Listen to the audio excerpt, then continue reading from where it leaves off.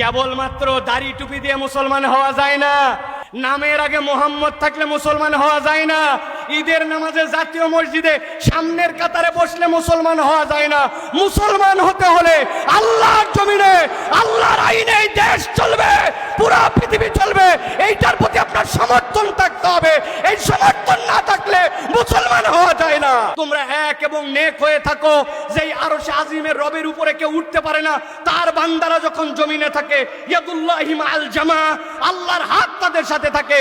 এক থাকলে মুসলমানদেরকে কিয়ামত পর্যন্ত কেউ পরাজিত করতে পারবে না। কেন? আমাদের আরশে আজিমের রব হচ্ছেন আল্লাহ।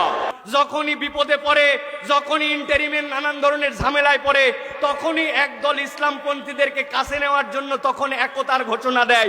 আবার বিপদ কেটে গেলে ইসলামপন্থী আর হুজুরদেরকে পছন্দ হয় না। আজকের থেকে 1 বছর আগেও যদি আমাদের কাছে বলা হতো যে এইরকম বাইতুল মোকাররমের পাশে, এরকম ফুট ওভার ব্রিজের নিচে বাংলাদেশে এরকম আলেম ওলামারা বসে কথা বলবেন, এই কথা বলার জন্য যে অনুমতি নেওয়া লাগতো, এর জন্য যে ঘোরাঘুরি করা লাগতো, এর জন্য যে মানুষের কাছে পদলেহন করতে হতো, আল্লাহ রাব্বুল আলামিন আমাদেরকে সেই সময়টুকুকে পরিবর্তন করে একটা সুসময় আমাদেরকে দান করেছেন। এটা দুনিয়ার বুকে অনেকে অনেক ক্রেডিট নিতে পারে। অমুকে মাস্টার মাইন্ড, তুমুকে হ্যান্ড করেছে, তুমুকে ঘোষণা দিয়েছিল, এইগুলা যা বলবে, যারা বলবে তারা আল্লাহ রাব্বুল আলামিনের সাথে গাদ্দারি করবে। আল্লাহ রাব্বুল আলামিনের ইচ্ছা ছাড়া এই বাস্তবতায় আমাদের সামনে আসার সম্ভাবনা ছিল না, ঠিক না? অতএব আমরা আল্লাহ রাব্বুল আলামিনের কাছে কৃতজ্ঞ হচ্ছি, আলহামদুলিল্লাহ। দ্বিতীয় যেই কথাটি এই দেশের মানুষ বোঝে, কিন্তু এই দেশের এক শ্রেণীর মানুষের কারণে তারা স্বীকার করে না, সেটি হচ্ছে তাওহীদপন্থী মানুষ, ইসলামপন্থী মানুষ, যারা আল্লাহ রসুলকে ভালোবাসে, যারা মরার পরে জান্নাতে যাওয়ার জন্য শহীদি তামান্না হৃদয়ে রাখে, ওই সকল পরিবারের সন্তান এবং সেই সকল শিক্ষায় শিক্ষিত হওয়া মানুষেরা রাস্তায় নেমেছিল বলে, কথা বলেছিল বলে, মসজিদগুলো থেকে জুমার খুতবা চলমান ছিল বলে ওই ম্যান্ডেটগুলো মানুষের হৃদয়ের মধ্যে ধারণ করা ছিল, তারই এক বিস্ফোরণ হয়েছিল ইসলামপন্থীদের দ্বারা। অন্য যারা ক্রেডিট নেয় এরা ধান্দাবাজ। মূল রক্ত দিয়েছে ইসলামপন্থীরা, তাওহীদপন্থীরা।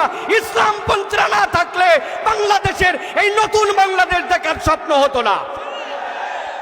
এখানে একজন লোক যদি হাত তুলে আমাকে বলেন যে হুজুর, দ্বীনের বিষয়ে, ইসলামের বিষয়ে, ইমানের বিষয়ে, তাওহীদের বিষয়ে, আল্লাহ রসুলের বিষয়ে আমাদেরকে ঐক্যবদ্ধ থাকতে হবে, এই ঐক্যবদ্ধ থাকার প্রয়োজন নাই, অথবা ঐক্যবদ্ধ থাকতে হবে, এইটা আমি বুঝি না। আমি বিশ্বাস করি এখানে একজন লোক নাই যে বলবে যে ঐক্যবদ্ধ থাকার দরকার নাই। এরকম কোন লোক আছে ভাই? একটু আওয়াজ দিয়েন ভাইজান, আছে ভাই? নাই। ঐক্যবদ্ধ থাকার গুরুত্ব আমরা বুঝি, কিন্তু ঐক্যবদ্ধটা থাকবো কেমনে? আমাদের মধ্যে তো মুহূর্তে মুহূর্তে ফাটল ধরে যায়, অমুকে অমুকের কাছে বিক্রি হয়ে যায়, তুমুকে তুমুকের কাছে বিক্রি হয়। এই দেশে কথা আছে, আগের রাত্রে 1 কাপ চা আর একটা বিড়ির কাছে বাঙালি তার ভোট বিক্রি করে দেয়, ঠিক কিনা? এই জন্য আমরা বলতে চাই, প্রিয় ভাইয়েরা, দ্বীনপন্থী মানুষেরা, ইসলামপন্থী মানুষেরা যদি এইটা অনুভব করে কেমনে আমরা ঐক্যবদ্ধ থাকব, তাহলে আমাদের জন্য এই কার্যকারণগুলা খুঁজে খুঁজে যদি গ্যাপ আসে, সেইটার বাহিরে আমাদের নিজেদের পথ চলাকে আমরা তখন মসৃণ করে নিতে পারবো। আল্লাহ রাব্বুল আলামিন সূরা আলে ইমরানের 103 নম্বর আয়াত, যেটা আমি তেলাওয়াত করেছি, সেখানে ঐক্যবদ্ধ থাকার গুরুত্বের কথা বলেছেন। এটা আমরা সকলেই কম বেশি জানি। ওয়াতাসিমু বিহাবলিল্লাহি জামিআ ওয়া লা তাফাররাকু, এটা আল্লাহর কথা। কিন্তু এর পরের আয়াতে কারিমার সাথে আল্লাহ রাব্বুল আলামিন 4টা দিকের কথা মুসলমানদের জন্য উল্লেখ করেছেন। আল্লাহ রাব্বুল আলামিন বলেছেন, শোনো, আমি আল্লাহ রাব্বুল আলামিন তোমাদেরকে বললাম তোমরা একতাবদ্ধ হয়ে থাকো, কখনো তোমরা বিভক্ত হয়ো না, তোমরা আল্লাহর রজ্জুকে ধরে রাখো। তবে জেনে রাখো, ওয়াজকুরু নি'মাতাল্লাহি আলাইকুম, তোমার এই একতা থাকবে না যদি তুমি আল্লাহ রাব্বুল আলামিনের নিয়ামতের কৃতজ্ঞতা আদায় না করো। আমরা বিগত 1 বছরের বাংলাদেশে আমরা দেখতে পাই, যখনই বিপদে পড়ে, যখনই ইন্টারিমের নানান ধরনের ঝামেলায় পড়ে, তখনই একদল ইসলামপন্থীদেরকে কাছে নেওয়ার জন্য তখন একতার ঘোষণা দেয়। আবার বিপদ কেটে গেলে ইসলামপন্থী আর হুজুরদেরকে পছন্দ হয় না। এটা আপনারা দেখেছেন না? এটার কারণ কি? এটার কারণ হচ্ছে আল্লাহ রাব্বুল আলামিনের নিয়ামতের শুকরিয়া নাই। যেই বান্দারা আল্লাহ রাব্বুল আলামিনের নিয়ামতের কৃতজ্ঞ হবে না, ওই বান্দাদের মুখ দিয়ে ফেক একতার কথা আসবে, মূল একতা তাদের মধ্যে থেকে আসবে না। আল্লাহ রাব্বুল আলামিন এরপরে বলেছেন, ইজ কুনতুম আদান ফাআল্লাফা বাইনা কুলুবিকুম ফাসবাহতুম বিনি'মাতিহি ইখওয়ানা। আমার সাথে আপনার অন্তরের জোর, আমার সাথে আপনার অন্তরের ভালোবাসা, এইটা মানুষের হাতে অন্তরের নিয়ন্ত্রণ নাই, অন্তরের নিয়ন্ত্রণ করতে আল্লাহ। বান্দা যদি ইন্টেনশন রাখে যে আমি এক এবং নেক হয়ে চলবো, তাহলে অন্তরকে জুড়াই দিতে পারেন আল্লাহ।